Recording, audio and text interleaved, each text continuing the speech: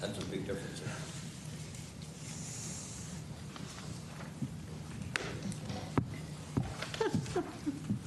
Well, it is 7:30. Okay, one more. Good morning. Is this Matt? How are you? Yes. I'm Chris. There were 3 people. I wanted to make sure I could figure out who they were today. And you were the final one. New people here, and I've been away for 2 months. And Yeah, thank you. He was here a couple times last year, towards the end of the year. How are you? Good. How you doing? Are you guys doing that or something? No, we haven't. I'm Nick. Yes, good to meet you. All right. It is 7:30. So I'm going to call the meeting to order. First item on the agenda. Oh, want to move the agenda just a tiny bit. I'm putting city updates before city finances. So discussion of 23-24 budget process, followed by city updates, and then city finances. Would that change? Hi. Morning. You probably don't want to sit right here, just because I'm in day 10 of COVID, so I just... Oh, there was a reason we're all sitting away. Day 10?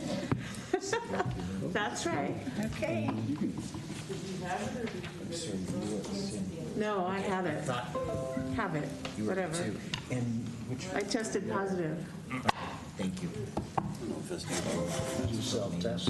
Yeah, but I also did the PCR. I did both. And is that Cynthia? Very good. How are you? Is that Cynthia? Cynthia and Cynthia. That's half the battle. Just making sure I know who's here. Thank you. Okay. All right. So, as I already mentioned, change the agenda slightly. Would look for a motion to approve the agenda. I move. Oh, go ahead. I'll second. Okay. All in favor? Aye. Any opposed? Okay. You've had a chance to look at the minutes. I moved to approve. Second. All right. Minutes are approved. You gonna take a vote? Oh, Just procedurally. all in favor? Aye. Any opposed? All right, thank you. So, Jeff, April 2022 sales, use, and lodging tax report. All right, well, yet again, I continue to be surprised by the amount of the increase. I'm not surprised by an increase, but the amount, and I know it's almost like a broken record, I don't see how much longer we can sustain double-digit increases in our sales tax, but we will continue to take it as long as people want to spend their money in Golden. I think a lot of this is I don't know if you want to call it a trend, but it's definitely the impact of inflation. Yeah. Prices are up, which means more sales tax on what people are buying. So that's definitely part of it.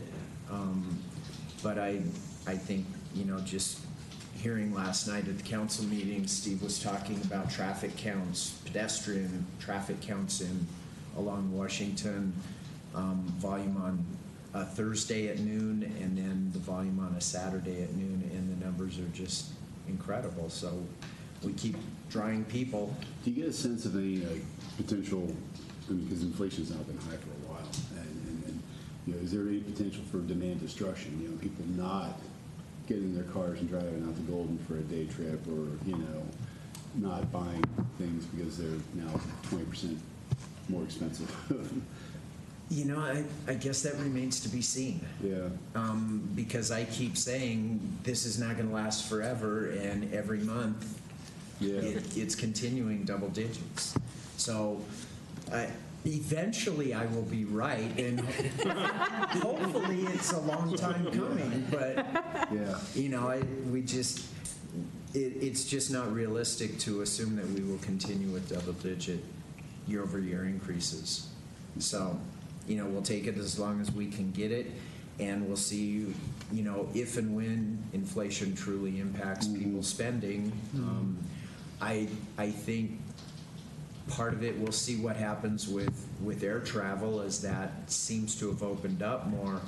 But people in the metro area, if they can't go travel somewhere else, it's like, hey, let's go to Golden for a day and spend money. And it's like, okay, come on, we'll take the money as long as they're willing to spend it. So the other thing that I think is important to note is things like Amazon and those online retailers, that has started to level off. We're seeing on some of those major online retailers, their increase this year compared to last year is around 7-8%. So that's leveling off more to what I would expect in some of the other areas. But some of these other areas are just continuing to bring in more and more revenue. So That's consistent with the post-pandemic though, right? People getting back out and shopping a little more versus online, at least from what I've read. I mean, Amazon's still strong and always will be for a while, but they said you won't see the increase. Because, again, people are back out. Right, very true. And then really the only other thing I wanted to talk about was the lodging tax. And through April, we are now, all of the major accommodations, the hotels and all that, are collecting and remitting, and they are current. So we're not still chasing down some of those hotels. They've finally realized and accepted the fact we have a lodging tax. They have to collect it. They have to remit it to us and all that. So I think now we're going to start seeing that graph, realistic month-to-month trends, and we'll see where we're at there. But through April, we are above the budget projection of 1.8 million. So, and typically the summer months we see an increase in the hotel and accommodation stuff too. So we'll continue to monitor that, give that to you on a monthly basis as well. But again, the big point there is we've got everybody collecting and remitting. So Jeff, that's also on individuals who rent part of their property out for Airbnb? Yes, Airbnb, VRBO, bed and breakfast, all of those are licensed, collecting and remitting as best we can. We monitor, our staff looks at, what units in Golden or houses or whatever are advertising on Airbnb and VRBO, and we follow up with them. Good, okay. Kathy? What percentage about are the Airbnbs and small lodging versus the big hotels? Are they a significant percentage? No, the big ones are going to be probably 85-90%. Thank you. And then Marv, you had something? Yeah, what's the timing on the marijuana outlets here? Council last night approved the rules, the ordinance that approved the rules. Next meeting will be second reading on the tax code provisions. Then the next step, and I'm not quite sure the timing, the next step will be to actually award the four, up to four is the way it's phrased in there, up to 4 dispensaries.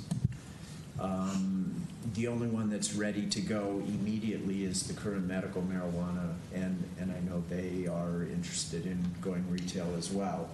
And I think they would, assuming everything is acceptable within their application, they would automatically get one of the 4.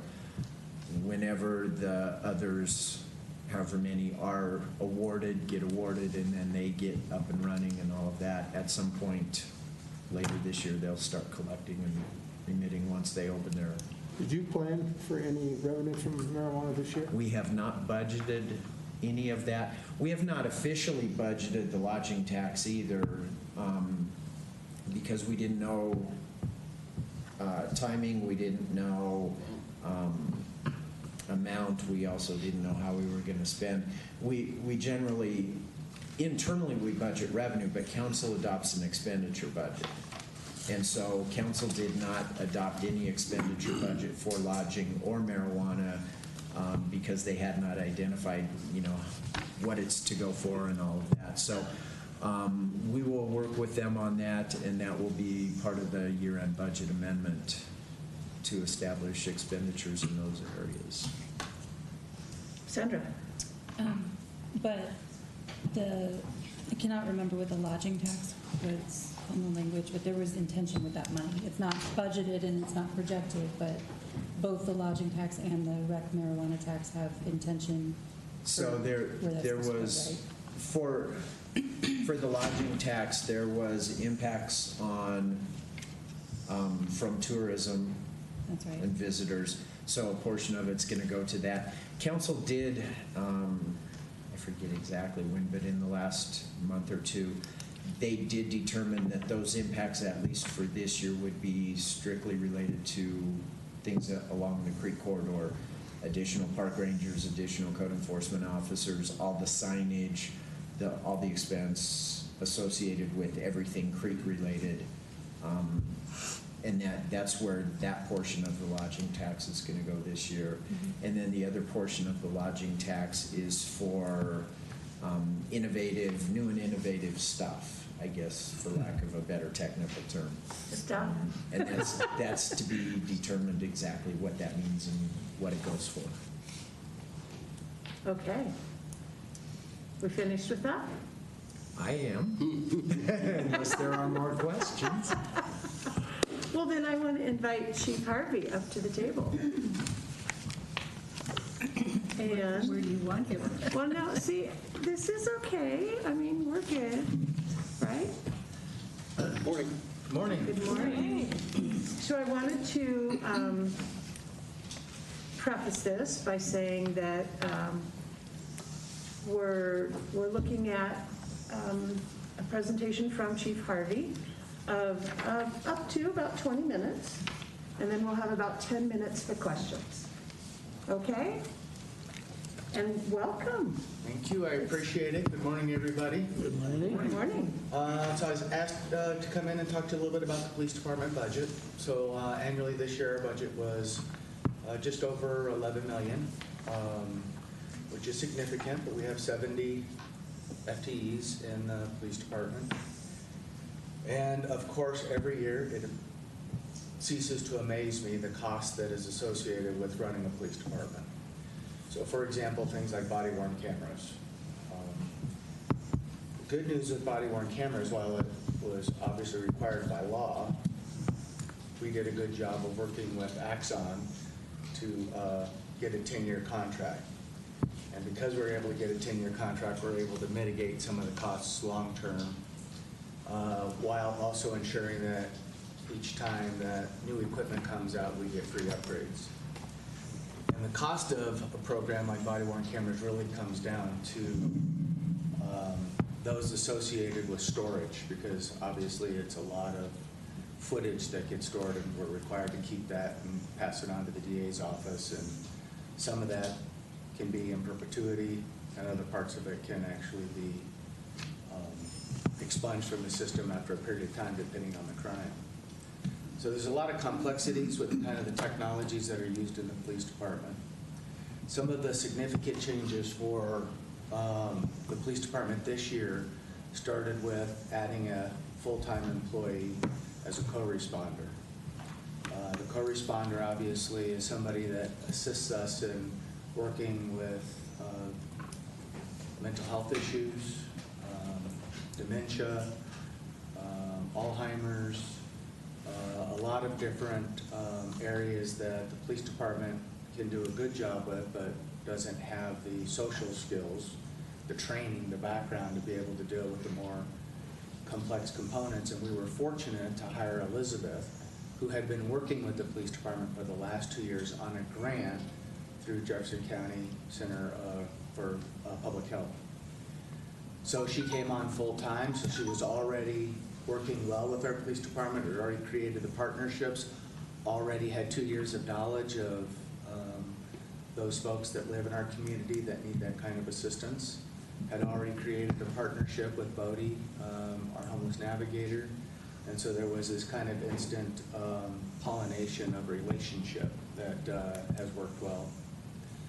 Another big change comes along the creek, and I think everybody here is probably aware of the issues that the city faces on the creek.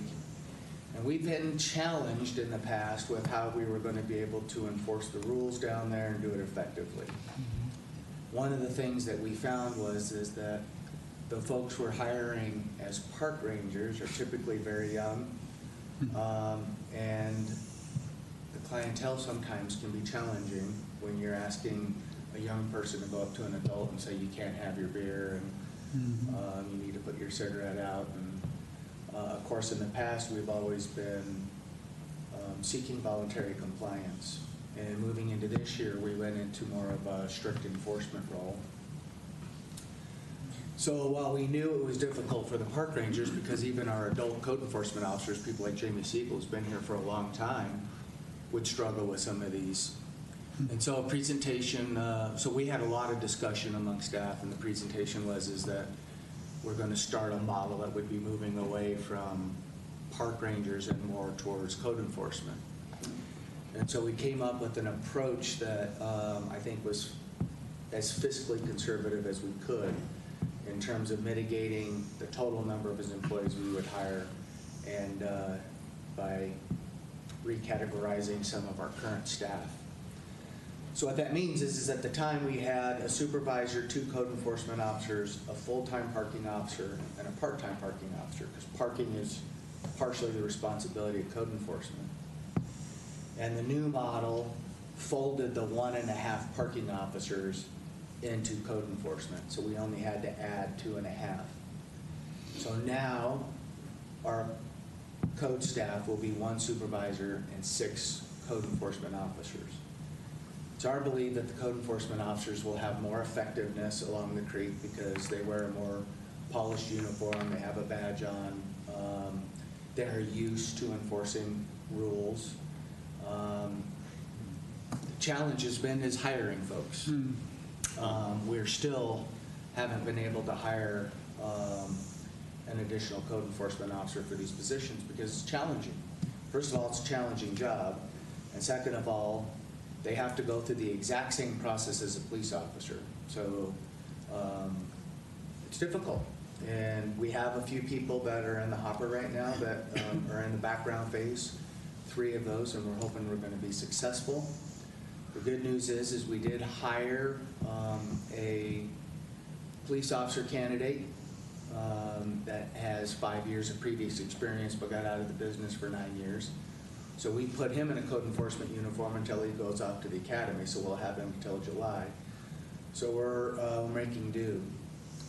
What we did do is in the past we were hiring 8 park rangers. We lowered that down to 4.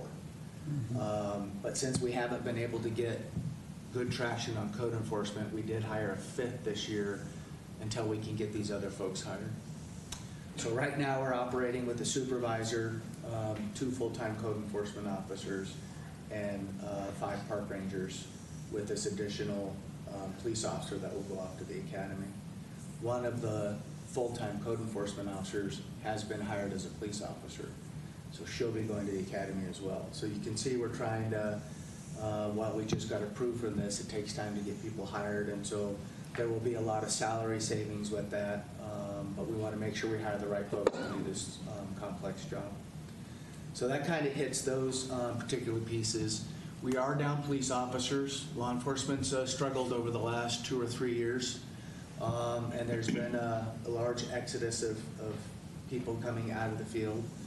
And as I stated earlier, we want to make sure we're hiring the right folks. And so we've been diligent in taking our time about the people that we will hire. We say no far more often than we say yes. Because we have a 52-man police department, and 1 bad police officer can turn the cart. So we're trying to be very diligent about that. So currently we were down 8, and we've hired a few folks, and we're still down 3.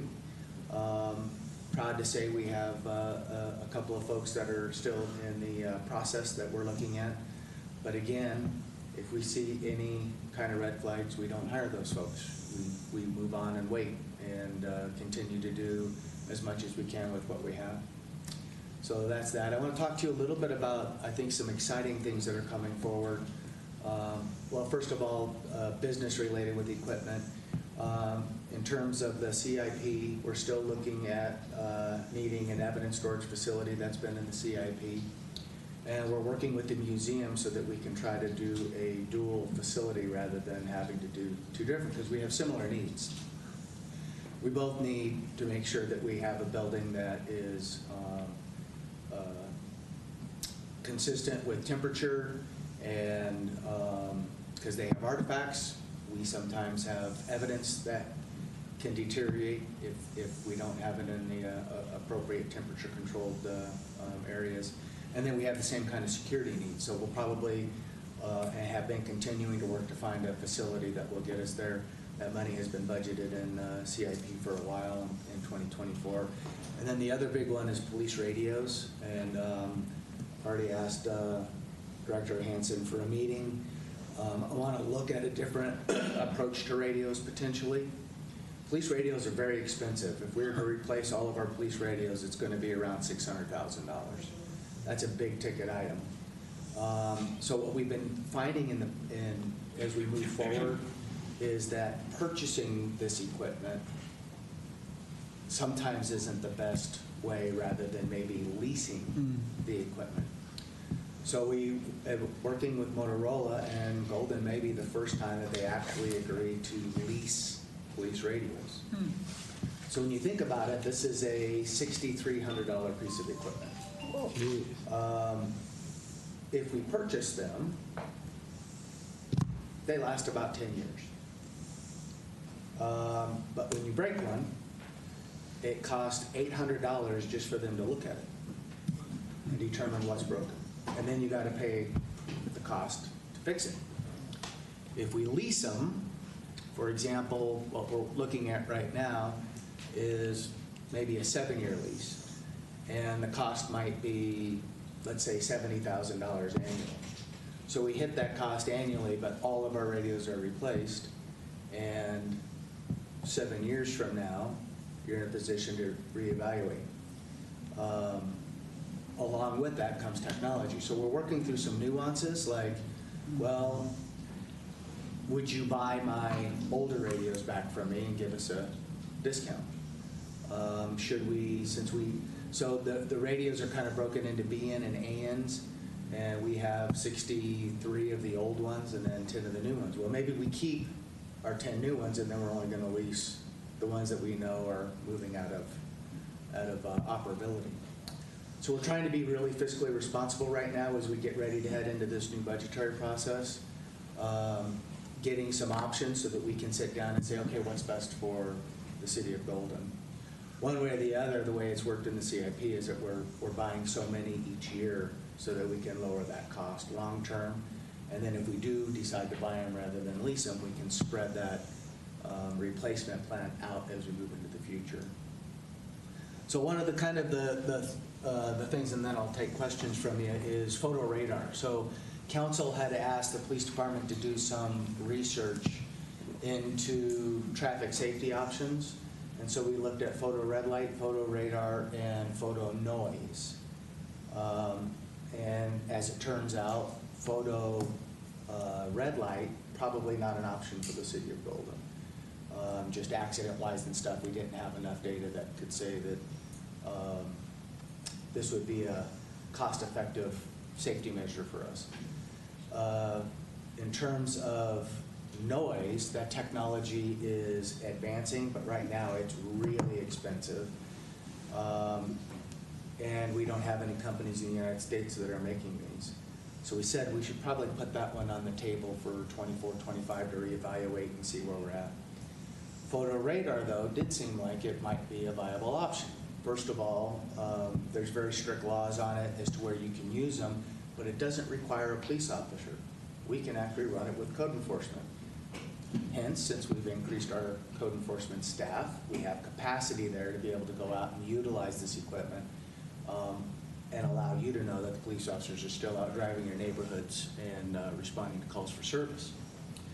So we're looking at that. I just got the proposal back today. Council wanted us to go ahead and look at that. We'll be presenting that.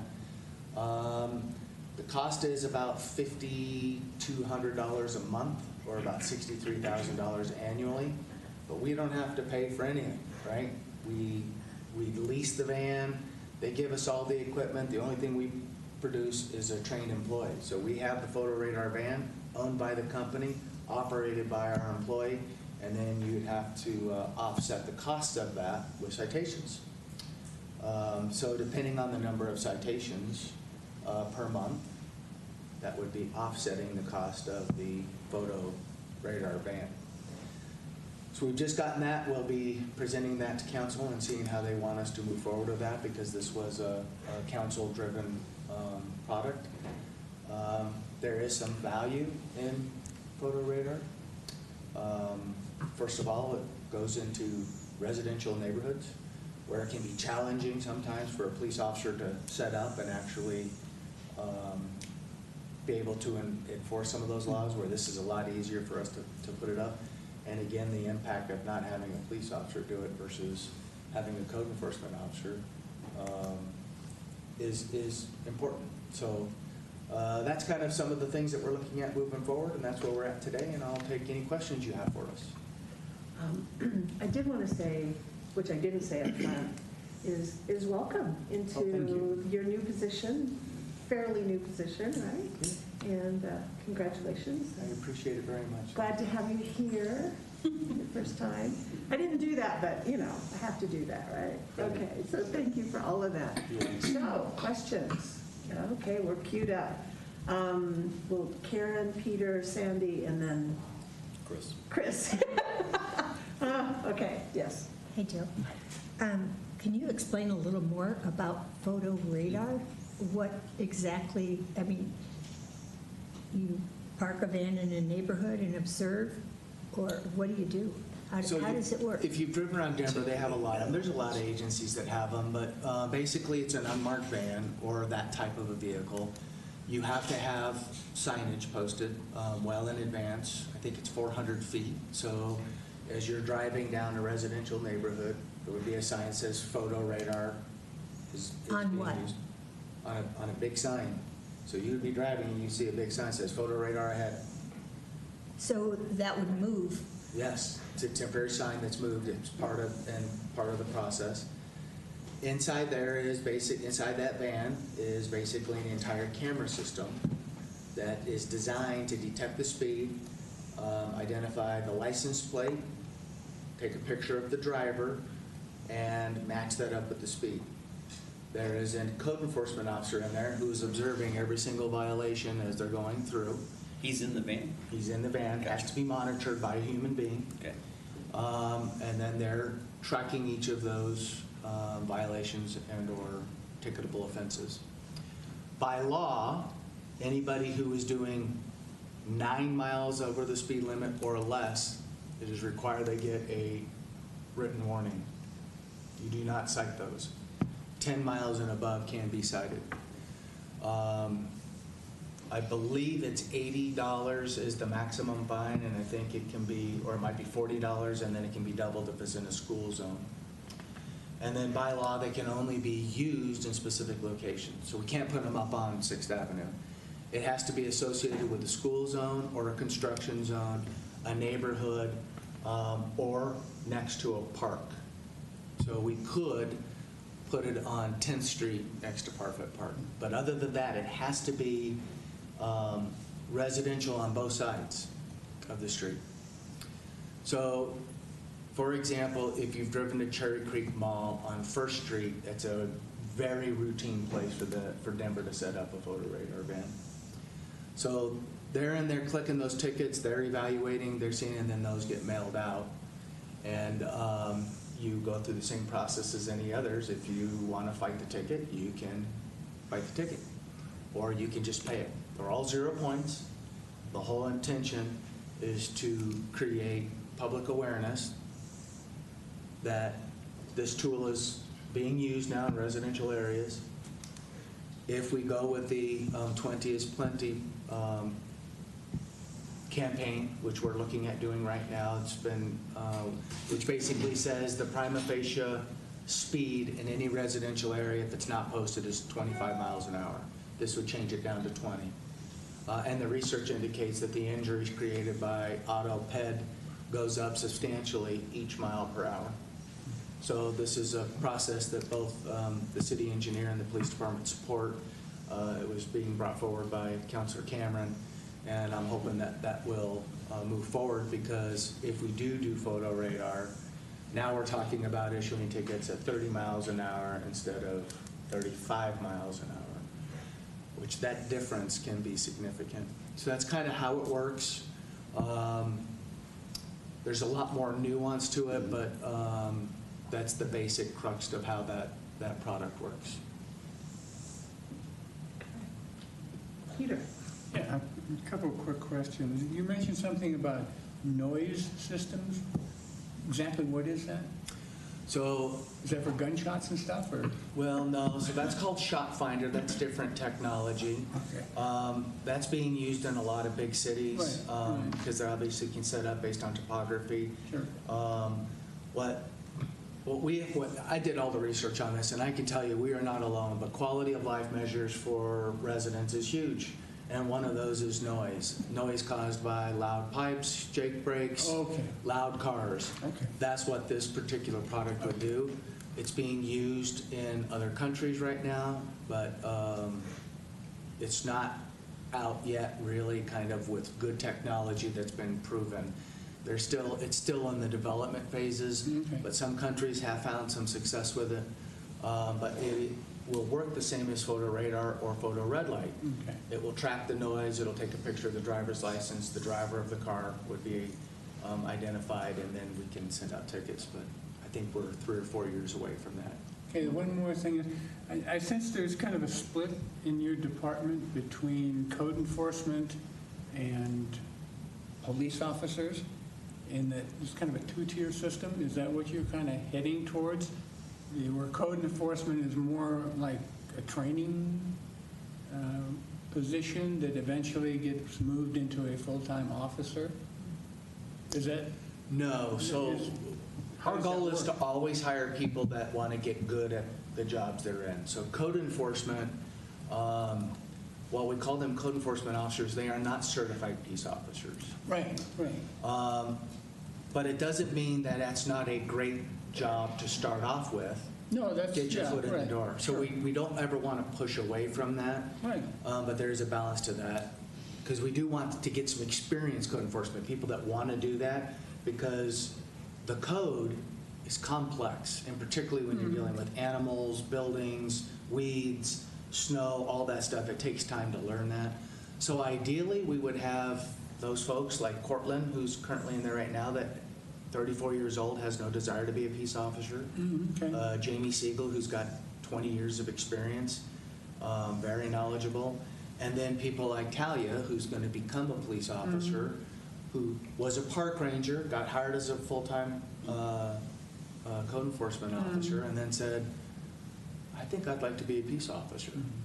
So if we can get both out of that, I think that would be our best approach. So the code enforcement more or less takes care of, for want of a better word, the administrative trivia that goes along with enforcing rules and regulations, where a police officer actually goes for law enforcement, if you will. You're pretty similar. Yeah, okay. Pretty similar. Okay. I look at those as the quality of life factors. Sure. Yeah. Where municipal summonses can be issued or administrative summonses. But yeah, I think you're tracking. Yeah, okay. I love that you're called peace officers. I'm saying that I love it, that's all. Sandy? Did you have your hand up? Oh, I did. oh, I'm Go ahead sorry, I first. didn't, Mark, I missed your hand. Well, it works out well because you answered my question already, so I can cede my time. I wanted to ask you, tell me about how the code, not the code enforcement, but the first responder process worked. You say you hired a individual or an individual. How does that work? I mean, do they sit in the police station, and then how do they know that a co-responder is required for this particular call? Good question. So the co-responder, when they're not out for a call for service, are working on all of their folks that are in the system at some level. So they're doing a lot of follow-up, they're going back out in the field. So I'll give you an example. We have a homeless person by the name of Harold, who's been living here for a while, but he's at risk. He's older, he can be peer pressured into methamphetamine, a lot of that. He's been off the grid, and she works diligently to track him, help get him a Social Security card, get him resources, start working towards potential long-term housing. So while they do go out in the field when we have the call for service, the rest of the time they are in and they are working on resource allocation. Who's got which resource? When have we spoken to somebody last? She's tracking who they are and where they're at in the system. Working with Joe Page on other aspects of mental illness. Going to training. We just sent her off to advanced training to come back and enhance some of our programs. So those are some of the things. There's a lot of administrative duties, connecting with public health, Jeffco Public Health, matching those things up, and then still doing the field work. So it's kind of a blending of both. Is this a follow-up to that? It 'Cause there's is. another. It is a follow-up to that. Okay. It seems that you're describing the homeless navigator. So is the co-responder and the homeless navigator working together? Yes. Because I can tell you that at 6:30 in the morning, I know where they all sleep. So yes, they work together, but I used an example of an unhoused person. There are lots of other cases that we have in terms of mental health where somebody may be a hoarder or another call for service is identified. Somebody who may be elderly who lives in a house but has lost the capacity or the ability to handle a lot of the daily functioning things. There's a ton of that. Just because I used the one example in unhoused doesn't mean that that's what she does. There's far more of the other than that. That's just the first one that came to mind as an example. So Chris was next, and so I'm going to write down Bethany and Kathy and Nick. Thank you. So, This guy. first two, just compliments. One is, I had called, it was a non-emergency issue, but called the other day about probably a homeless person. I don't know for sure, but somebody on 8. I was amazed at the timeliness of the response. I mean, I know it's close by and everything, but, and also seemed like they handled it with a lot of compassion. It was just really impressive. The other thing is, you mentioned the signs and the radar. And I don't know if this is traffic or if it's police, but even the signs make a difference. 8th Street now has a sign that says how fast you're going. And it is amazing to watch people hit their brake lights as soon as that thing flashes, you're going 30 or whatever it is. And I like the red and blue lights because it gets their attention. So those things really seem to work well. Just a thought, when you, and I don't know why this is, but we all know that 9th Street is protected on the weekends. I mean, it has barricades, and I just recently learned, I didn't know the city was paying for the people who sit at those barricades on the weekend. You could probably take some of those people and put them along the creek, even though they're not law enforcement. It might just discourage some people from getting in the water. I mean, I think of the city's liability of somebody drowning in the creek versus somebody parking where they shouldn't on 9th Street. But it's just a consideration. I think it's 7 people we're paying part-time on the weekends. You could put some of those people over along the creek. Again, they're not in uniform, but it would discourage. It's just a thought. I don't know if that's police, but I kind of throw it out there for you all, the city people to consider. Wouldn't be any increase in costs, just a shift in resources maybe. Because I've seen the challenge you said that the park rangers had. It was very obvious this Saturday when a lot of people were swimming right under a red flag. And I saw this girl walk up and she just looked at me like, kind of, yes, I'm going to talk to them, but what can I do? And I feel for them. That's a tough thing to encounter. Did I miss somebody else that had a question, a hand? No, okay. So Bethany was next? Yes, I just wanted to say that I've worked with Elizabeth quite a bit, and her role is so valuable, and we're able from the church office, you know, my last conversation with her was to get some direction on how to interact with a certain individual who was acting out. And so I really applaud that she's full-time now, and I think that role is so valuable. And so I really appreciate it. Thank you. I think she's fabulous as well. Yeah. Thank you. Kathy? Chief, can you talk a little bit about what portion of your budget goes to JeffCom and how the police department interfaces with JeffCom? As you probably are aware, all the law enforcement and fire agencies in Jefferson County decided to go regionalized into a comm center. We do a significant contribution to JeffCom.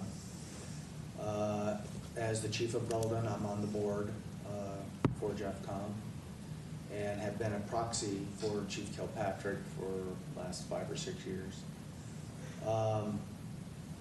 JeffCom's expensive.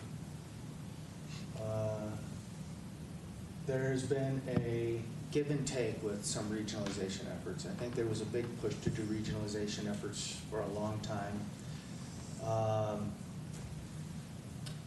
And I think there's real value in having a combined center because staffing-wise, like everything, there's staffing issues. I mean, that's a 136 employee facility. And when we had our own full-time 911 center, it was about 11. So when you're down 1 or 2, it's extensive. What you lose is the connection to the community. You lose the dispatcher who knows, I can see that street in my mind. I know where this particular house is. I know who this person is. I know who the officers that are going are. Right now, it's around robin. You don't know who you're going to get on the radio. And you certainly are not getting one of the 10 or 11 people that used to work here. You're getting a call taker that can rapidly change. So there's some negatives to it, but the cost is expensive. But the cost of having somebody to take the call, get it to a dispatcher so we can get police and fire resources has a cost. Do you want me to share the numbers with you? Sure. Just the overall number would be great. Since we're a numbers group. That's why I figured I would ask. You brought your notebook. So JeffCom is $846,876 annually. We pay it in 4 increments throughout the year. So it's a big dollar. Now, it's one of the reasons why we have an $11 million budget. That number's probably going to go up. They've maintained that number for, I think, the last 2 or 3 years. But inflation is killing us. We're anticipating 7 to 9% across the board for just about everything. Wow. So that's what we're budgeting for. VOI, our victim assistance position, we use a third-party group for that. They're anticipating a potential 8% increase, but she's asked for some big grants, and if we get some grant money, then our number could actually go down. But if the grant doesn't come through, we're already paying $60,000 annually. It could go up as high as $74,000. So you amortize that over the cost of crime lab that we pay for. The cost of us having a crime lab, one piece of equipment in a crime lab can cost $1.5 million. It's the cost of a fire truck. Okay, wow. Chris was next, and then, No, you got me. Wait, Nick, I Nick said the was wrong next. name. I wrote it down, and I looked right at you, and I said the wrong name. I had a quick question. You mentioned earlier on some of the attrition that you've had in workforce, and what are the reasons? What are some of the key themes on why that's happening? And do you expect it to continue? It's a good question. I think some turnover is good. I want to qualify that.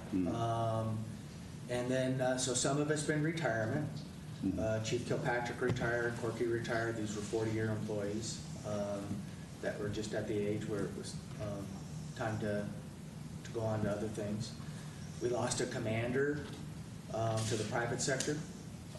Took an executive director's job as a training for a major medical corporation. We've had a few move out of state, transfer their families to another state. We have lost a handful of people to other agencies like Arvada or Lakewood or Westminster. Not so much Lakewood, but Westminster and Arvada. Golden doesn't lose employees to, very rarely, to an Englewood or a Littleton, a Wheat Ridge, agencies that are maybe just a little bit bigger than us. If we do lose an officer to another agency, it's typically a big agency because they want more action, they want more opportunity. Those two agencies happen to pay more than we do. And so sometimes that's a consideration. And then some people have left because they said the theme around law enforcement has just changed significantly, and for whatever reasons they decide to go do something totally different. So, for example, I just lost an officer who's been pretty critical of our profession and has just gone to a state job. And so that's why I say sometimes turnover is good, because when I'm recruiting people, my inspiration for law enforcement, my drive for law enforcement is going to be a bit different than it has been in the past. And I want people with the right mindset. And one of the things I always say is, if it's not you, then who? It still takes courageous, brave men and women to do this job. But they have to do it with compassion. They have to have the right mindset. They have to want to be a guardian, and they have to believe in equity. And that's the way law enforcement's moving. And so I think some of this transition has been healthy, but it doesn't. And you need to know that we're maintaining our force. When you're sleeping at home at night, we have men and women that are here to take on harm on your behalf. And so what I've done is I don't have somebody out of the task force, and I don't have an SRO filled, and I haven't filled a position in our special operations unit because it's important to have patrol officers out working the street, and we'll fill those as we get staffing. So there's a variety of reasons for it, some good, some not good. And I do anticipate seeing this continue for maybe another year and a half, maybe two. And then I think, as all things, that pendulum will swing back and we'll maintain some consistency moving forward. Do most of your employees live in Golden, or there? We have one employee that lives in the city, and he's just taken a sabbatical, so I don't even know if he'll come back. He's going to go try his hand at country music. He's a musician. He lives in the city. He gets 40 to 50 gigs a quarter, and his manager said, you should try this. So he took a 6-month sabbatical. He's been a police officer for a long time, and he's taken 6 months to go see if he can be a. Okay. What's his name? Where should we go? His name's Derek Hall. Derek Hall. Okay. It's a good country name. Yeah, and he is quite talented. So, so there's another example of someone who's thinking about doing something totally different, but he's been a police officer for 20 years. But he's the only one outside of Kilpatrick that lived in the city. We had another one, but he moved out. Most of them can't. Okay, Yeah. we need to wrap this up quickly, but Mark? I read recently that council is considering 20 miles an hour as a speed limit in Golden. 20 is planned. And it seems sort of absurd to me, simply because people don't even observe 25 miles an hour or 30 or 35. and we're going to lower it to 20, so they'll just be more in violation than what they are now, presently. I mean, is that really achievable? So, first of all, I'll tell you, I think I am very much in support of it because I have young kids, and I don't want my kids to get hit by a car. And we all know young kids aren't always the best at looking both ways before they cross. And we have a lot of people that walk on sidewalks and cross streets and all of those things. So I think anything to do with safety reduction that is well thought out and appropriate is a smart move, and I think this is one of those. What we know for a fact is that those people who choose to speed are still going to speed. But it sure makes my job a lot easier to enforce those when we've reduced it by 5 miles an hour. We've done that up on Lookout Mountain, and we have found that while it's not a panacea, it does improve our abilities, and it does change some people. So those people who are going to follow the speed limit are going to follow the speed limit. So if you're following the speed limit, do you want that person doing 20 miles an hour through your residential street or 25? Because those people are going to still do 20, because that's what they're supposed to do. Yeah, I'm not quarreling with the objective. No, I'm talking. The issue is the execution of getting violated. I know, because just start drawing on it. I think safety is important. So I hope it will change some behavior, but it has to be normalized and it'll take time. But I do think it'll be. I think that's a positive thing for us to do. And this will be the last question. But you were mentioning the creek area as being a priority. What are the major issues along the creek that you're addressing? There are many. The focal points for this year, as I've told our people, we're not going to do zero tolerance. I cannot effectively do zero tolerance. Alcohol is number 1, smoking's number 2, dog off leash is number 3, not picking of your dog's poop is number 4, right. And then we've just started the single bottle rule.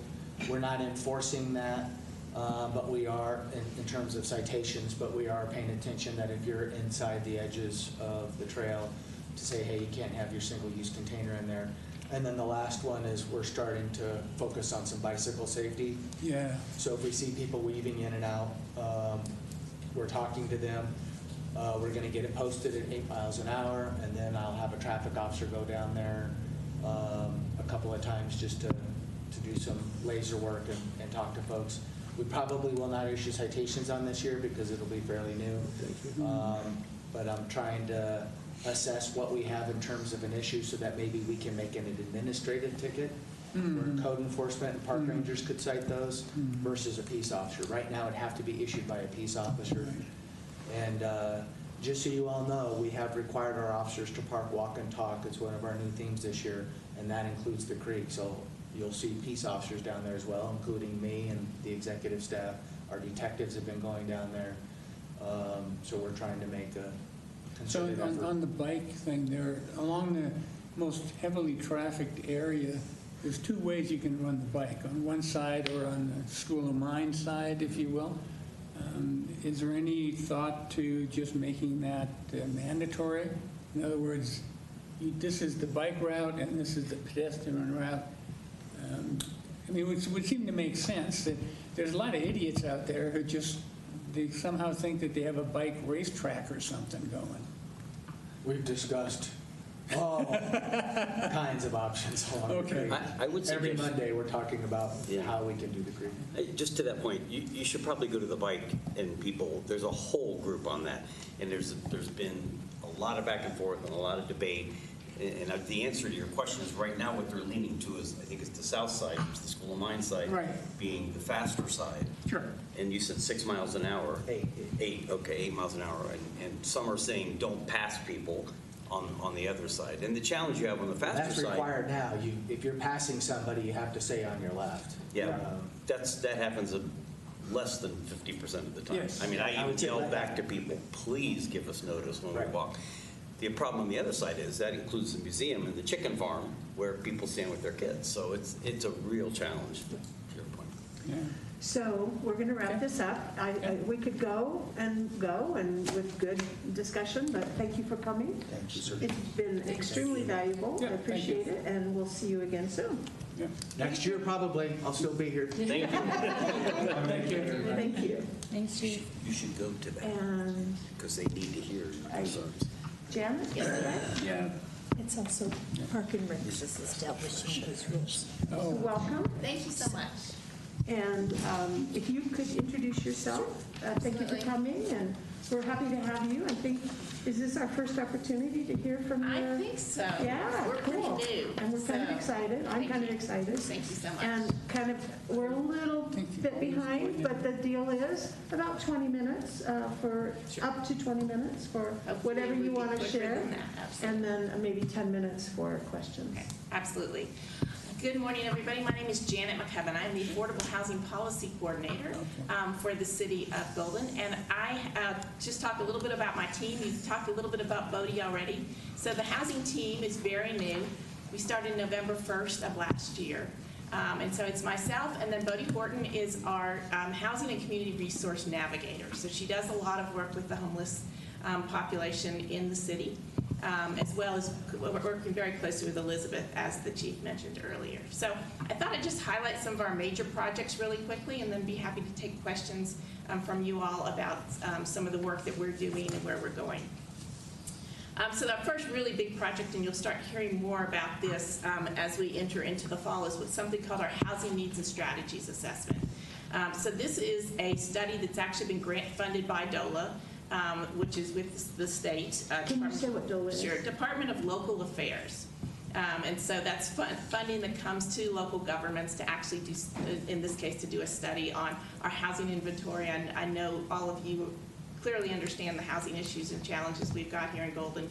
This will actually take a look at, our consultants are actually taking a look at some deep data around our housing market, where we are right now, and also projections for the next 10 years, looking at our workforce, looking at the housing market, how are we able to house the workforce that we have or not house the workforce we have, and what changes could we potentially make in our code and our rules and regulations that might encourage more development of housing where there's gaps.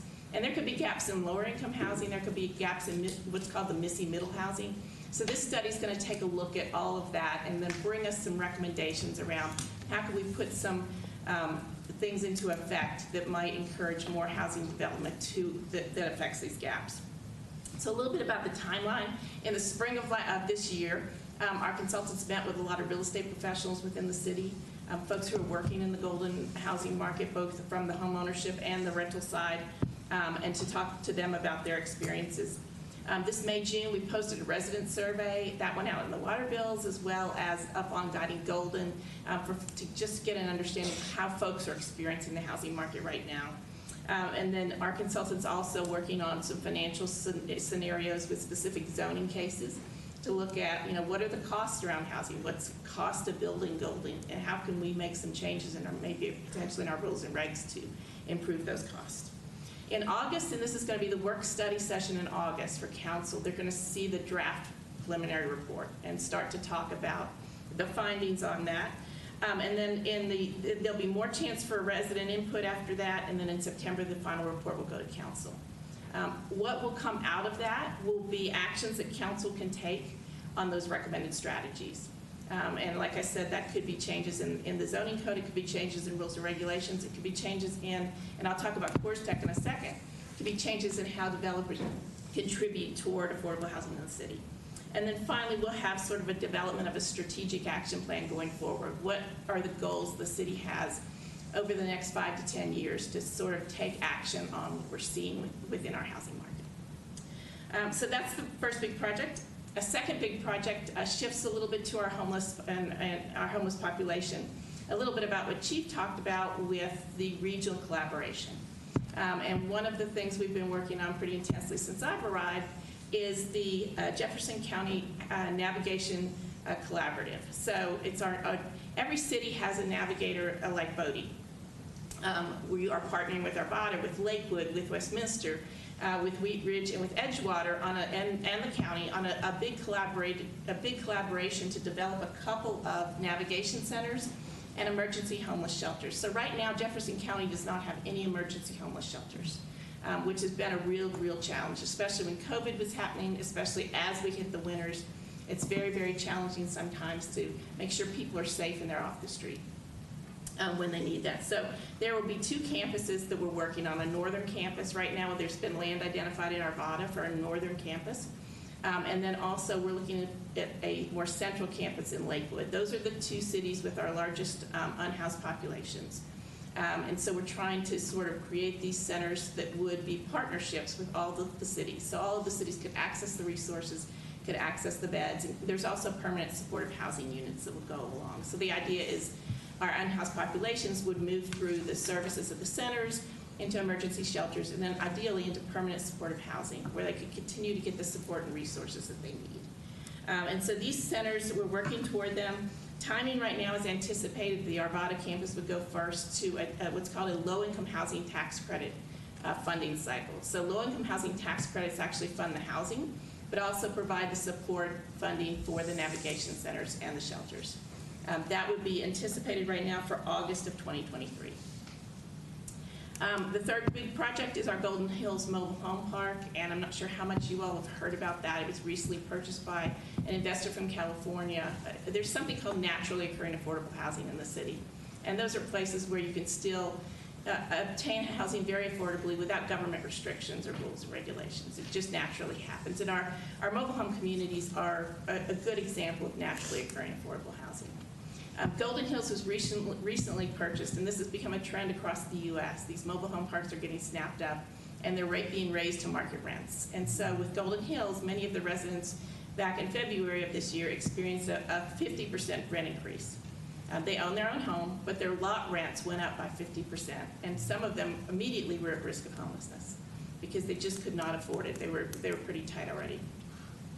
We've been able to help provide or find rental assistance support for those folks. We have about 12 households in Golden Hills right now.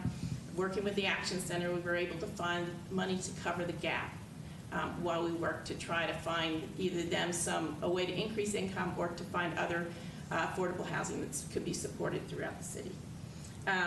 The council also, in January of 2022, approved $1 million in the ARPA funds. So I'm sure Jeff has talked to you about the ARPA funds and how they could be contributed to affordable housing. In the eventuality that the owner decides to sell the park, the city's willing to consider putting up to $1 million into what's called a capital stack. So it's obviously not going to be just $1 million to buy that park. Right now, the owner's offer was $5.5 million to sell the park. There's a lot of new legislation coming out of the state this year to help provide funding for mobile home park residents who want to buy their park. So the residents have organized. It's getting the owner to sell and then finding the resources to make that happen. So the city was willing to partner in with the resources to do that. We have no timeline on when that owner may be willing to sell to make that happen. He's put some barriers in the way right now. But if that happens, then the residents might have a chance to buy. And so that's where that project is right now. Coors Tech, I'm sure everybody's watched the Coors Tech rezoning. We were able to, if you watched it, we were able to work with that owner. It's a great example of private sector owners being willing to create workforce housing, affordable housing in market rate projects. And this owner actually created a cash in lieu upfront contribution in exchange for some additional vesting on the project. There will be $3 million contributed to the city for 9 units of affordable housing to be developed. And we'll be able to use those funds to actually probably transfer them to nonprofits or to partner with nonprofits to develop additional units, way more than 9 units of affordable housing, because they're able to leverage that $3 million with other funding sources that exist. And then finally, just the council direction from the May work session. If you watch May work session, we did talk about affordable housing there. And a couple things did come up. They are looking at potentially creating some kind of board or assigning to a current board a way to get additional feedback on affordable housing. So as all of these things come into play, how do we get recommendations made to council and to have some resident input on that? And so they're looking at potentially creating some kind of task force or board, and they're asking us to go back and look at what other cities are doing around And then the second thing is with the revenue that potentially could be coming in from cash and lieu fees, from developers, from other sources, even potentially some of the ARPA funds, they're asking us to look at, could we create a workforce housing fund? And how have other cities done that? How has that been administered? And again, those would be places where we could take funding, partner with other nonprofits, or even the city could use the funds themselves to help create more affordable housing opportunities in the city. So those are just some of the big projects that we've been working on right now. Hopefully it didn't go too long, but No, you were awesome. if you have other questions, I'm happy to try to respond. Thank you, thank you, thank you. Great work, I just have to say. Okay, Karen first. All right, okay, first of all, I'm sorry, I missed your name. Janet. Janet. McCubbin. Yes, ma'am. McCubbin. McCubbin, okay. Nice to meet you. Thank you. So how many homes are in the Golden Hills Mobile Home Park? Secondly, what was the rent and what is it now? Okay. There are 39 units in the Golden Hills Mobile Home Park right now. The rents varied, and often it depended on how long folks had been staying there and the rent increases, but generally they were about $500 a month. And those were raised to across the board to $795 a month. And that's for the lot. That's for the lot. So again, many of these people have lived there for decades. They own the unit that's on the lot. But they could potentially be foreclosed on, well, not foreclosed on, they could be evicted from the lot. Mm-hmm. And as you know, mobile homes aren't always mobile after. That's right, after, I know. Right. Yes. Got it. Okay, other questions? Kathy? Can you talk a little bit more about what ARPA funds might be available over the next couple of years for loans and grants that we might go after? Sure. And you're talking state ARPA funds? Okay. Because we have a small amount here compared to what's going on with the state. So the legislation that's come out of the state has used a lot of their ARPA funds to encourage affordable housing, both development, the navigation centers that we talked about, providing funding resources for that. So let me start with the development side of things, and I'll start with there's grants to actually, let's just say the city had a piece of land and they wanted to develop affordable housing on it. They could partner with a developer. They could go in for some of the state ARPA funds, get a grant, and actually do that. So there's both sort of a development piece that's coming out right now, and you probably know the numbers a whole lot better than I do. Might be about 150 million or something about that. Yeah, okay. And then there's also sort of an infill affordable housing program where you could partner affordable housing with some infill projects that might be around the downtown, for example, or, you know, in a business district area, something like that. Maybe, I always like the Heart of Golden project because that's a great opportunity. You could maybe include some affordable housing pieces along with the new redevelopment that's going on there. With regards to the homeless navigation centers, there are, in fact, we're actually having a meeting on Thursday, our collaborative group with the state, about potentially funds that might be available for things like the navigation center and shelter, both from an operating cost standpoint and from a construction standpoint. So for example, we talked, the regional navigation centers will require contributions in two ways from the cities and counties. It will require a upfront contribution to actually develop the facility, as well as ongoing contributions, just like what you talked about the communication centers or the Foothills Animal Shelter is another good example. They'll require ongoing contributions. To the extent we can go get grants from the state to actually create some of this funding up front, we will be able to offset what we have to pay as a city. So that's a good example. Did that answer your question? Yeah, follow-up. There was talk at City Council last night about changing the city charter because there's some issues with if the city wanted to purchase some land with some of this ARPA money and then collaborate to develop. How does the city charter stand in the way of that? Okay. Absolutely. There's a couple of challenges with the existing language in the charter around the development of affordable housing or using city land to develop affordable housing. So one of the most effective ways to do affordable housing is to partner with like a housing authority, like Foothills Regional Housing.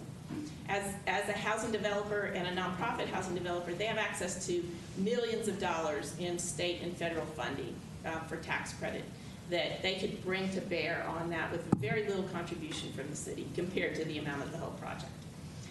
If we were, but at the same time, the qualified allocations, the plan that the state has in place could require a municipal contribution in order to get a high enough score to actually do that. So they're looking for contributions from cities, from counties, to actually help support the project, even in a small way. And so essentially the challenge we would have is if we wanted to contribute or make contributions to a project, let's just say it's an affordable housing project, and we wanted to provide $1 million to help support that project in a grant or in, some kind of an incentive, we actually would have to go out to the voters and get approval to use that $1 million for that specific way, unless we created it as in a different structure. And I'll save that answer for the attorneys because they're going to be a lot better than I am at that. Also, the charter says that the city cannot transfer land below market value. So we would not be able to take a piece of land, for example, that we would have in the city and transfer it to a developer to develop affordable housing at below market value. The thing that's so important about land's your biggest cost in development. Mm-hmm. So if you can get a land in the hands of a nonprofit at below market value, they're able to then transfer that into the overall cost of the project and keep the rents lower because the rents obviously stay lower if the cost of the project development is lower. You have less debt service you have to worry about. So those are a couple of things in the charter right now. The way the language reads, the most we could contribute to an affordable housing development or a senior housing development is $100,000 without going out to the voters. And that's a pretty small amount when you're talking about $30, $40 million projects. So those are some of the challenges. And this sort of big money from the state opportunity is, time limited in the next couple of years. Yeah. The ARPA funds must be obligated by 2024. They must be spent by 2026. So there's a lot of money, especially in the state right now, but it's very time limited for us to take action on what we need to do. Yeah. Wow. Questions? Other questions or comments? Sandy? I took the survey. Thank you for sending that out. Thank you for taking it. Kathy and I were talking about the survey, and she was like, "It's the one on Guiding Golden." I'm like, "No, it's the one in my water bill. They're the same." Yes. I was trying to get a sense. So, watching the council meeting last night, how has your experience been settling in as you've been communicating more with residents? I know the survey is part of that, but we have a significant amount of NIMBYism and people wanting to protect their own assets that they have acquired in Golden. Have you gotten a sense or a feel yet, just from your work here, how challenging or how much resistance you might be seeing from our fellow Golden citizens to these efforts? I've been working in this field for 20 plus years, and it's not Golden. It's everybody. There's a concern about affordable housing and the impact it will have. A lot of people, most everybody wants affordable housing. Everybody wants to see people have opportunities. The concern or challenge sometimes comes into a neighborhood or a specific place, and that's when people get concerned. I think for what I've learned is just the experience of sharing the impact and the ability affordable housing can make in a community. And 95% of our workforce does not live in the city. Right. Mm-hmm. And I mean, that can be a huge challenge when our employers are looking for somebody to hire. And that in turn impacts our economy. That in turn impacts, do we have somebody to service at a restaurant? I mean, do we have fire and police? I mean, our chief just talked about the fact that there's one police officer living in the city. I mean, the ability for our first responders, our teachers, to be able to live in the community that they serve and not have to have the challenges of paying transportation costs in and out. So I think part of it's just the education piece of making folks understand the importance of that, especially to our economy, that we have those folks living where they work or close to where they work. Both from a safety standpoint, but also from a fact it's a cost of living standpoint. If we can't get teachers to come to Golden and teach our kids because they have to travel so far and it's just too expensive. So, There's the city charter thing that says there's a restriction on how many housing units can be built in a year.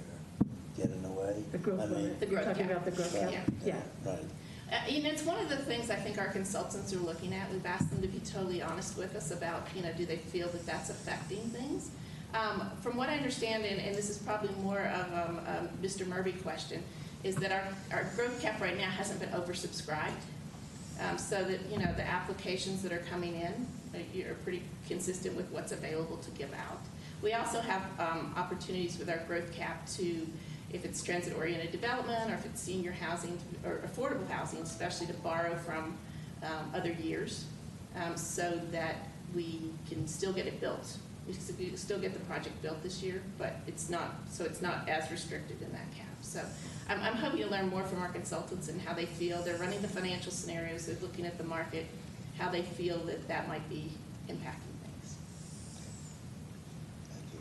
Okay. I don't see any other questions or comments, so thank you. Thank you. It's been extremely informative. Thank you for so much. coming. It's great to meet everybody. We'll see you again. Thank you. Sorry? And Carly, I see that you've arrived. Maybe you'd like to come up and sit close, and congratulations, by the way, on being one of the now 4 finalists for city manager. And Jeff, you were going to start us off on the discussion of 2023-24 budget process goals, policies, and issues.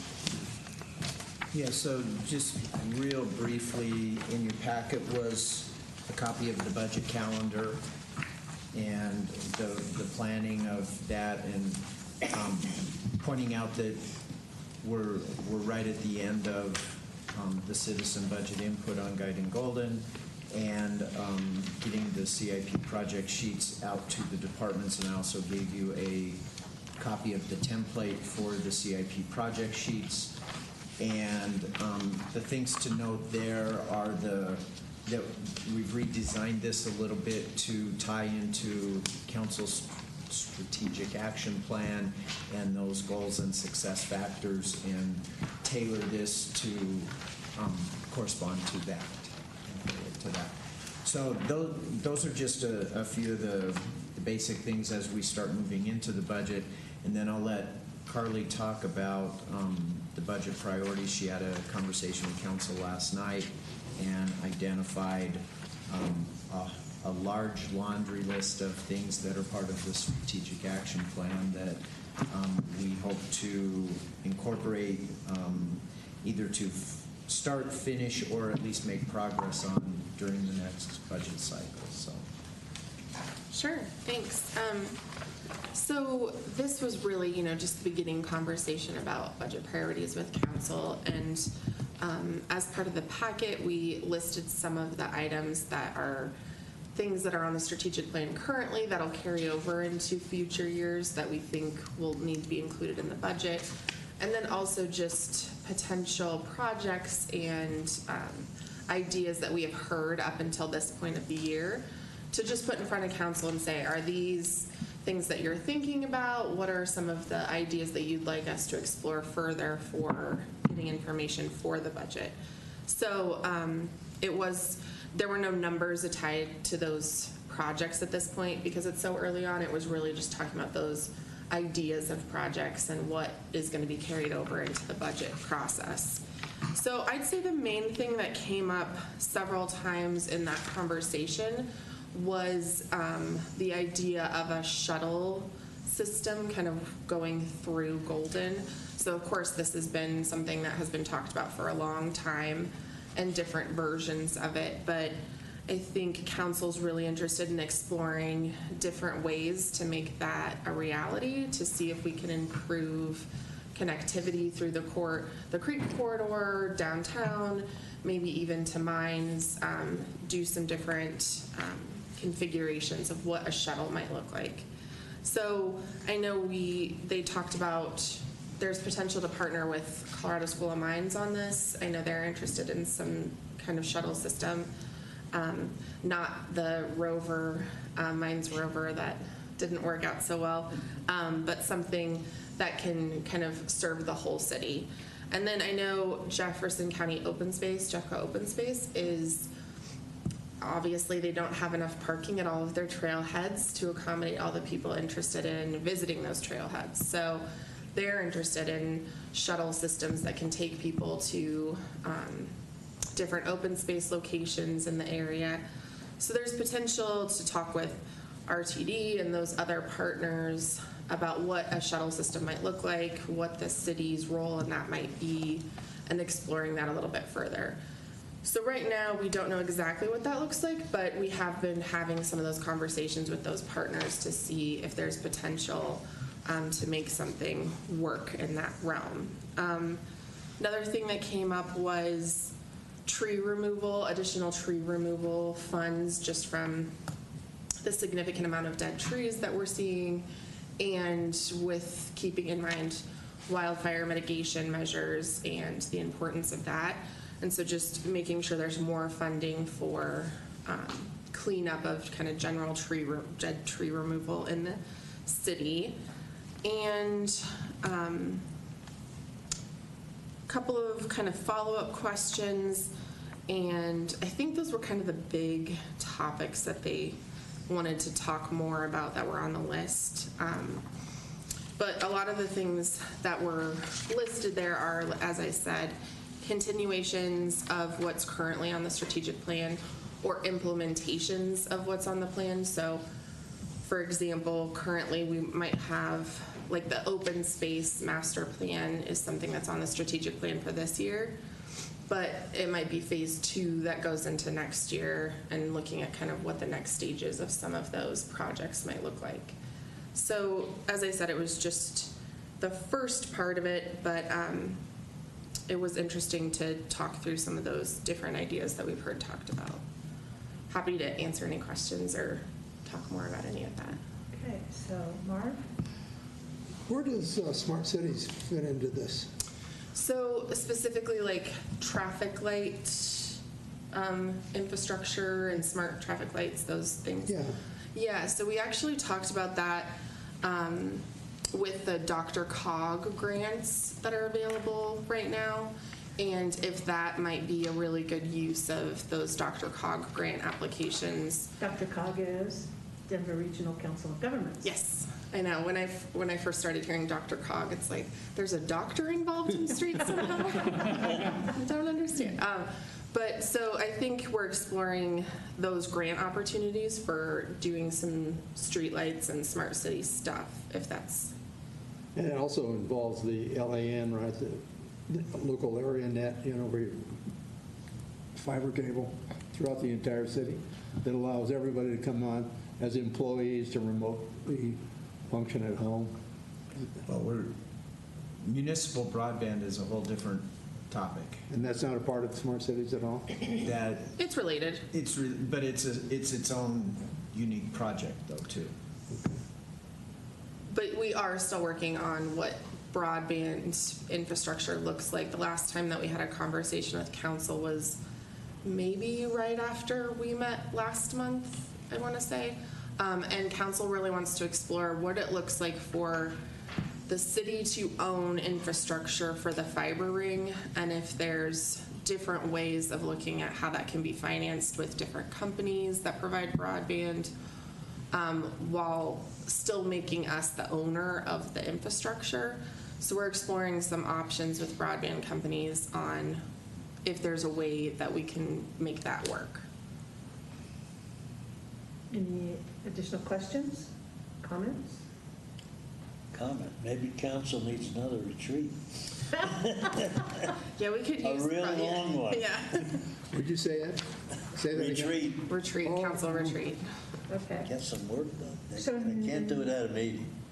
Well, It's not gonna happen. it's a lot. There's a lot of hours being put recently. Sandy? I'm so sorry, I just read this and now I have a question. The phase 2 of the ethnography project, I'm on HPB, so what does phase 2 mean? Because I know we're expecting the report this year. It's a really good question, and the answer would be I don't totally know right now. Okay. I think the idea would be when they present to you all and talk through, I think we're expecting that there might be additional pieces to this that would be really interesting to explore that might take this to another phase. Certainly doesn't have to, and I don't know exactly what that might look like, but I know that they've gathered some really interesting information and that there could be some really interesting next steps of the project and ways we can integrate it more within the city. What That's is, great. I don't mean to be stupid, what is ethnography? Do you want to? What we're actually, so I'm on the Historic Preservation Board, but it's also a partnership with what's going on with the museum. Where Sandy, they can are you speak partnering up? with Sandy, local. can you speak up? Oh, sorry. Yes, thank you. Local indigenous folks to understand their perspective of the history along the Front Range. Okay. And then, again, my interest here is I would like to partner with our Parks and Rec and Museum Advisory Board for potential renaming opportunities like parks or things so we're not exclusively celebrating white pioneer history in our area. But it's around the indigenous It's the people. indigenous, Gotcha. tribes that have agreed to participate and share information with us because they could have said no. So the fact that they shared it all is pretty cool. Yeah. And then I haven't seen anything. I know that Lauren has read some preliminary, and she said it was exciting too. So It is. we're just sitting here waiting. But that's exciting to hear about a phase 2 because I hope there is an opportunity. Okay, anything else on the budget process, goals, policies, and issues? More to come in the future? And Sure. so city updates. Yes. So one of the updates I wanted to make sure that I talked with you all about was the last night I took mid-year staff increases to council. So from the perspective of inflation and retention issues in the market rapidly changing this past year, we were really looking at what other cities are doing and what some of the options might be to look at this in a holistic way. So the city is currently undergoing a compensation study that the results of will be towards the end of this year that we'll look at for applying towards next year. And while we've been doing that study, we've been hearing that the market, obviously, as you all know as well, is changing a lot, and that we're probably looking at recommendations for larger increases to keep our market competitive for staff. So when we have been talking about that through this year, it's really been that, you know, we're going to see these large increases probably next year, but we're having all these problems right now of when we hire people, it's hard to get people, we're getting less applications, which I know we've talked to you all about.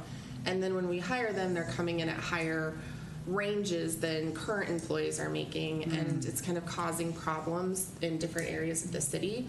And then people are leaving for higher wages in other places. It's getting a lot more competitive for employees. So our thought was we met and talked about some different options of what are some ways we can address this. And one of the options was to give like a bonus, like a retention bonus for employees. And one of the reasons we decided not to make that recommendation was that it wouldn't move us any closer to closing that gap that we think is going to come out in the study at the end of this year. So we would spend probably a similar amount of money right now and get no closer to what it looked like when it comes out next year.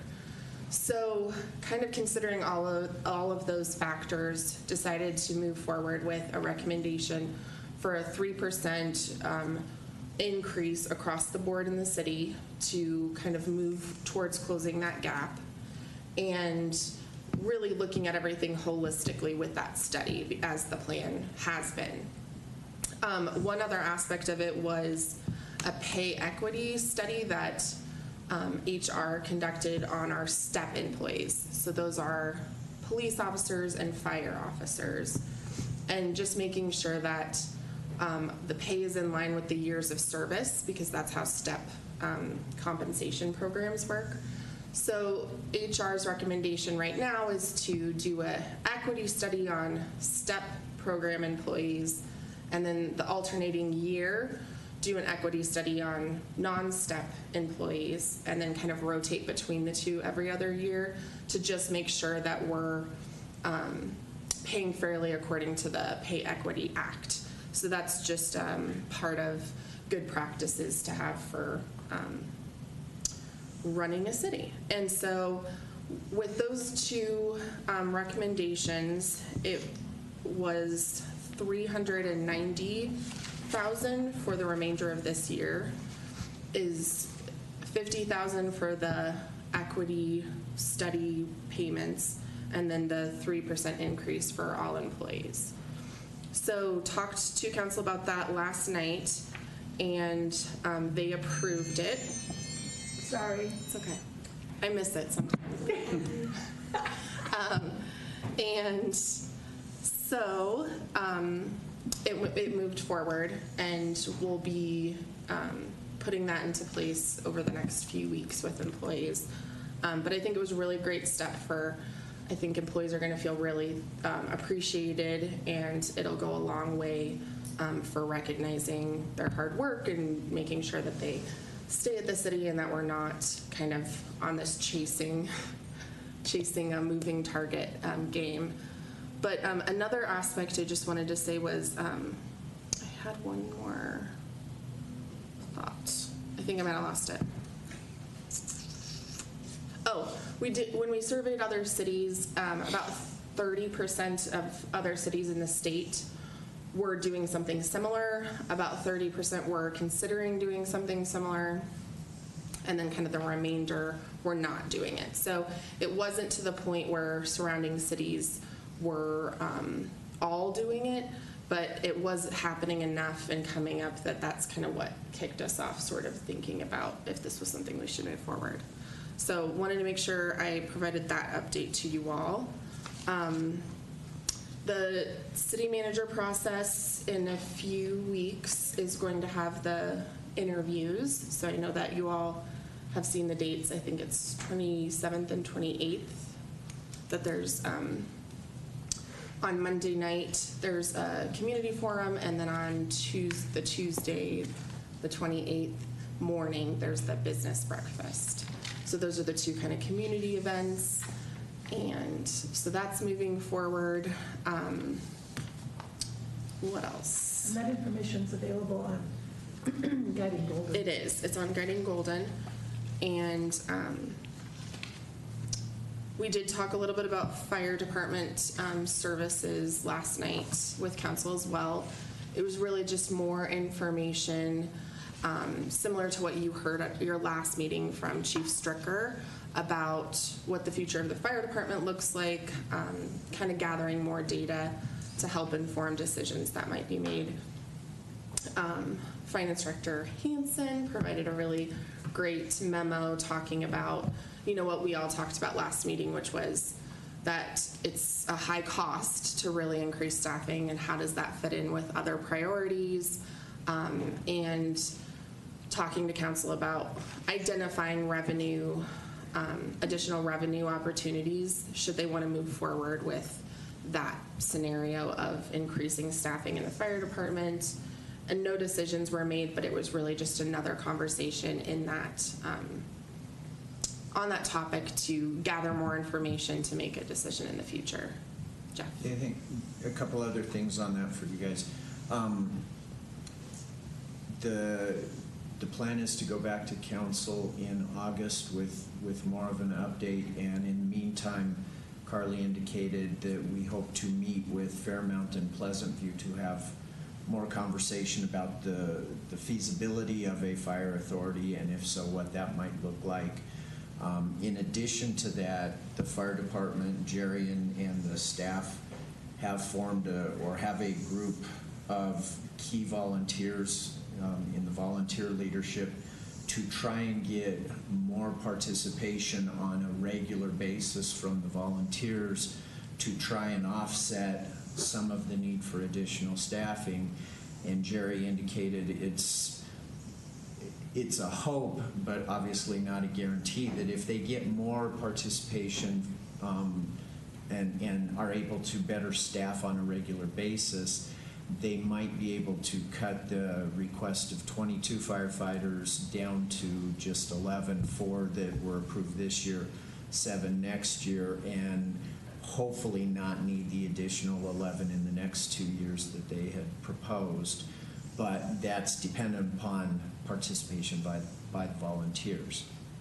And then in the memo that I wrote to council, it was, it's obviously council's decision if they want to approve the positions or not, but what I conveyed to them is our fund balance in the general fund will take a very significant hit over time by adding them without an additional revenue source or cutting expenses somewhere else, to the point of, and I prefaced it because there are so many moving parts in the general fund that you have to make some set of assumptions that are probably not going to be accurate because of all the different moving parts. But based on that set of assumptions, the message was the general fund reserve would go from the 47% that we ended 2021, arguably down to under 12% by 2025 if we added all 22 positions,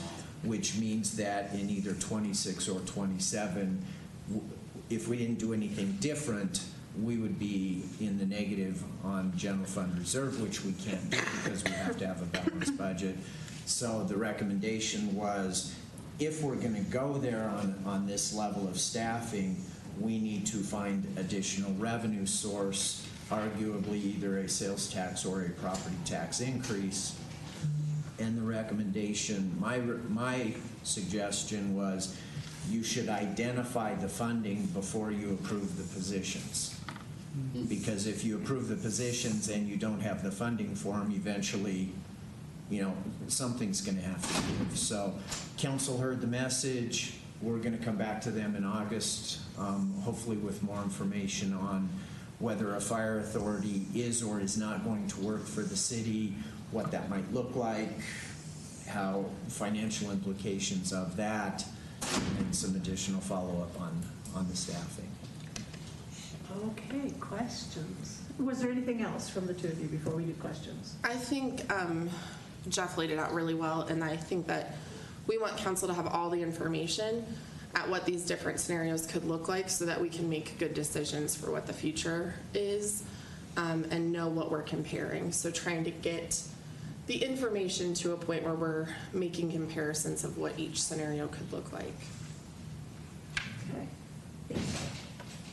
Those figures of when we would have the reserves go way down, do they include the figures from our unexpected increase in sales tax and so on? So as I was putting the numbers together, I updated, and I've got a huge Excel spreadsheet of projections going out into the future. I updated our sales tax and use tax revenues based on what we actually received last year, the percentage increase we've seen so far this year, and I think I'm still being conservative, but I increased the projected annual increases into the future. I looked at some of the other revenue sources and made, based on history, made realistic projections. I had to plug a certain amount in departments for, salary increases and cost increases for services and their budgets. So projected everything going forward, and then I plugged the cost each year for what the fire department was recommending for additional staff. I did not plug any additional staff in any other department over that 4 or 5 year period in looking at the impact of the reserve. So the reserve will go down roughly 9 to 10.5% per year over the next 4 years if we implement the staffing proposal by the fire department. And again, that's with no other new positions in the general fund. So the answer is yes. As usual, you're very good at being conservative. So, and again, it may or may not be those numbers in that time frame, but the trend, whether it's in 25 or 26, eventually it will catch up that we cannot afford this Yeah. without doing something. Right. And that was the message that I wanted to convey to council last night. So Karen and then Kathy. So I've been kind of following the applicants for city manager position. This has nothing to do, with you, Carly, personally. But at two different places, I read once that we had 30 applicants, and one place I saw 75. So And let me just give you the second thing. It seems that council then had 20 and picked 5 and one's gone, but they were all local. And was a salary put out there on the RFP? I didn't look at the RFP. Because you're talking about us being on equal footing with the other surrounding communities, so we must be paying more money than some of the other communities to be getting people wanting to jump their community and go to our community. And so I wondered what your thought is on that. And it just seemed odd. So it started out with 85 applications. So that was even more than that was the beginning number, and then it was narrowed down to 30, I think was the number you had heard, and then to 20 that council saw and reviewed. So that was kind of how that number worked out. The other question you had, there was a posted salary on the job posting, a range that was posted. A range. I don't think I have an answer for you about what reasons why other communities might apply for the job. City manager positions don't come up very often, and obviously there's only one in each community, so there's lots of reasons why I think people in surrounding communities might want to apply for a city manager position in a great place like Golden. Well, and I agree, it's a great place, but in the past, we've had at least some out-of-state interest, and it just seems like the net wasn't catching anybody else. I hear your point. I don't know more information, so there might be someone else that knows more than I do, but I don't know more information. Karen, the only thing I would say there could have been numerous out-of-state candidates in the top 30 and the top 20, but they didn't make the final 4 or the final 5. So Kristen would be the best one internally, our HR director, to know that, but the consultant that was hired did the vast majority of the reduction from the 85 down to 30 and then down to 20. And the company hired the headhunter. Yes. They're the ones that narrowed it down from 85 to 30? Yes. And I don't know if Kristen was involved in the narrowing from 30 to 20, but council saw 20. And again, Carly shouldn't be privy to that. She's a candidate. And Kristen really internally is the only one who's probably really privy to the makeup of all of the applicants as far as in-state, out-of-state, and all of that. The other thing I would add to that is, because I participated in the previous process, I know very well that the conversations about how we recruit and where we recruit were going on. But we don't have access to that information. But I know, and I absolutely trust that our council was thorough and diligent in the directive that they gave to the recruiting company. I know that without a doubt. Okay, great. Thanks, Carly. As much as I can be sure of anything. And Kathy was next. Yeah, so a couple questions. For the manager, is there going to be a housing subsidy of some sort? So I think, within the posting, it said housing details to be negotiated, something along those lines. So I think the understanding is there was definitely acknowledgement that it's difficult, and they know that it's difficult. And I think it would depend on the candidate and the situation as to what that might look like. But I think that will absolutely be a topic of conversation. Okay, thanks. Back to the fire department. Are the talks and negotiations for the 3 different fire departments happening just at the fire chief levels? Or, I mean, we've got sort of a, home rule city versus unincorporated versus whatever. How is it just stopped at the fire chief level, or are there higher negotiations happening too?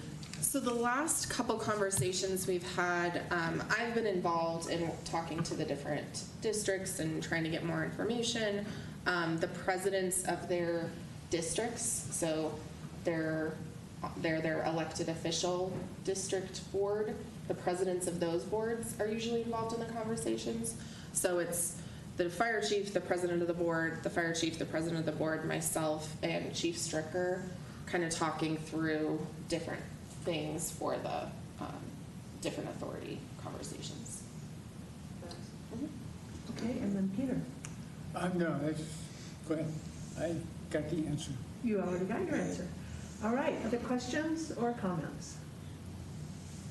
No, wow. Did you want to do an update on Heart of Golden also? Yeah, so there was a new map that was discussed with council last night. Really not any significant changes to what we've discussed with you all. It really was based on the idea that the center part of the corridor to be less programmed. So as you all recall, the conversation about ball fields or tennis courts and really getting into details when we really felt like those were 5 years away from really coming to fruition. So in effort to not complicate the conversation further, we wanted to kind of just say, this is kind of open space to be decided. We still have the fields and courts showing, and just trying to communicate the idea that it's not decided what that looks like and that we're going to have that conversation in the future. So you've put those back in? Yes, so they're shown on the map, and then it just kind of says open space uses to be determined in the future. So, and then talking through what we've talked through with you all, which was focusing more on that phase 1 eastern side of the corridor, and talking more about like what does actual cost look like, how could we pay for this, what uses might be there, and really getting more into the nitty-gritty of what this could look like and less conceptual plan part of the project.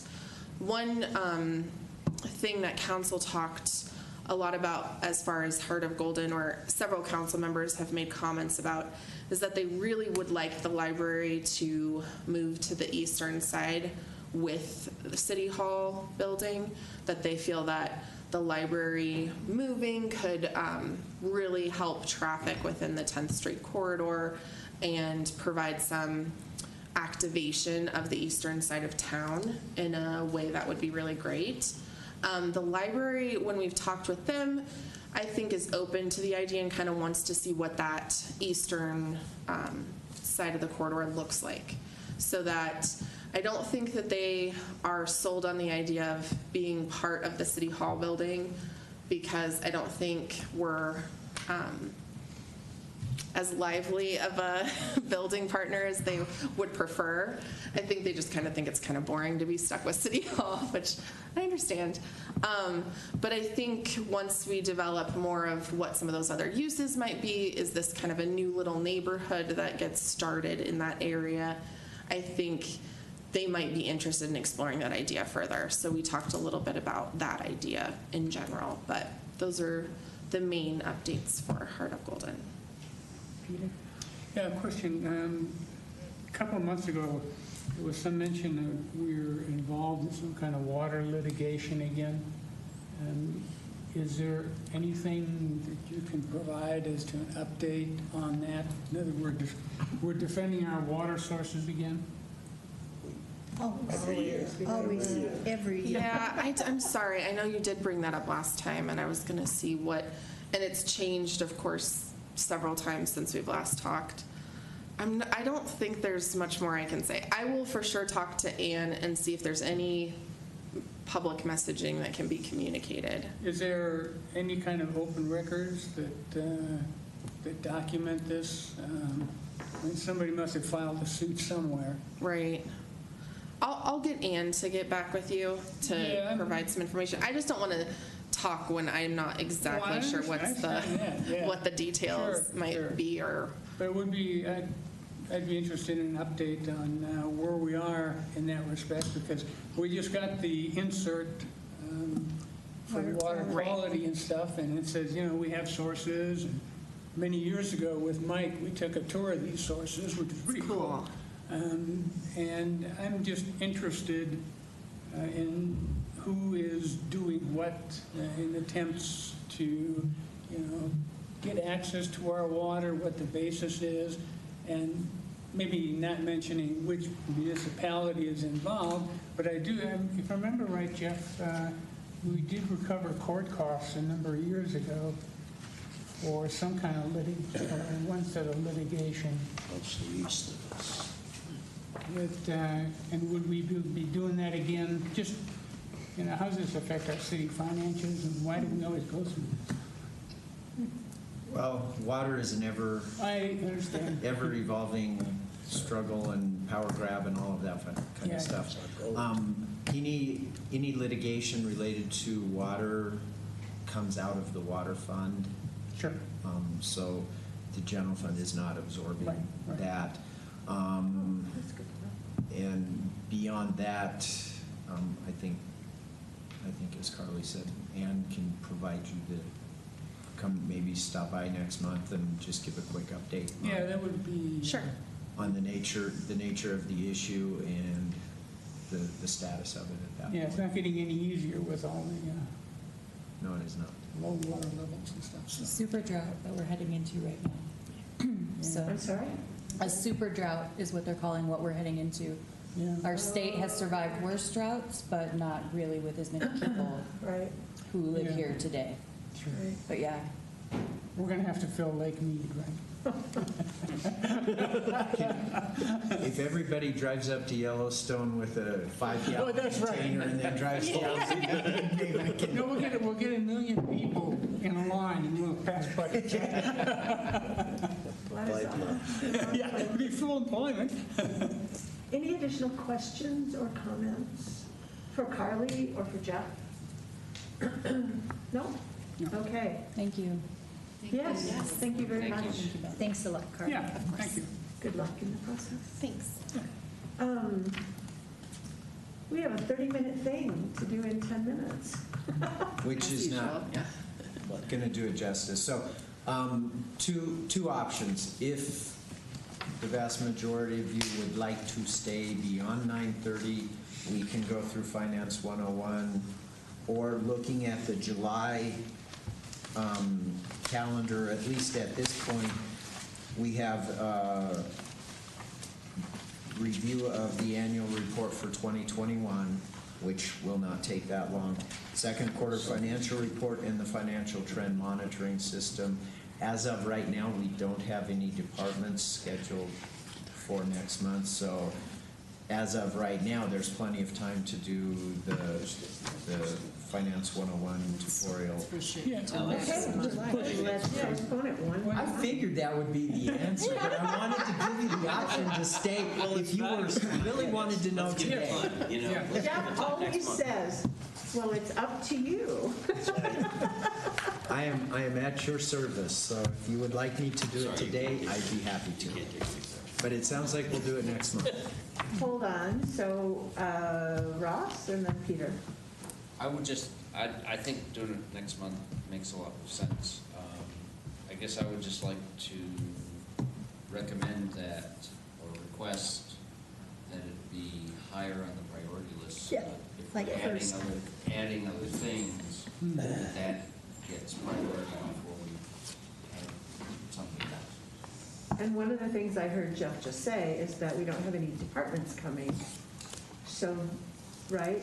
As of right now, we don't. 30 minutes right there. That's, Well, it's always 30 minutes plus, right? So that's a good thing. But I appreciate the comment that we want to protect the time. So let's see what we can do about that. Okay, we'll make that happen. Okay, good. Thank you, Ross. Peter? Comment, Jeff, I sat through your presentation a number of years ago, which I thought was very excellent. One of the things that, if you could think about presenting, is the cost of our approach at the city, in that you have the individual funds, and there's always a question of, well, what if you combine some of the administrative functions to minimize the overhead for the individual funds? In other words, what does it cost us administratively to be structured the way we are? I agree with the structure, and I think it offers a lot of transparency. But are there financial costs associated with that approach? Sure, we can talk about that. Right. And Sandy? Did we not just say that we were going to hear from Ann next time on the subject of water? Did we? I thought you said you'd get her to send something. No, I thought she was going to talk. well, she's going to reach out. Yeah, we can have her give an update, and then if we want more, we can certainly Yes, add of more. course, city updates. Okay. Yeah. Okay. I don't see a long process. No, I just, But good point, thanks. Yeah, Yeah. we could get her to provide a summary to Carly via email and then just distribute it. And then You if could do that too, there's sure. more you want beyond that, and that way you're not waiting a month to get that. Sure. okay. That's what I answered. That's a good Okay, that's what I thought was going to happen. Okay. Good. Okay, anything else for the good of the order? No. In that case, I'll entertain a motion to adjourn. Motion to adjourn. Nice job. Yeah. That's good. Peter made the motion, I'll second. All right, thank you so much. All in everyone. favor? We got to keep it No, I'm cool. kidding, I forgot. Chris. Chris, yeah.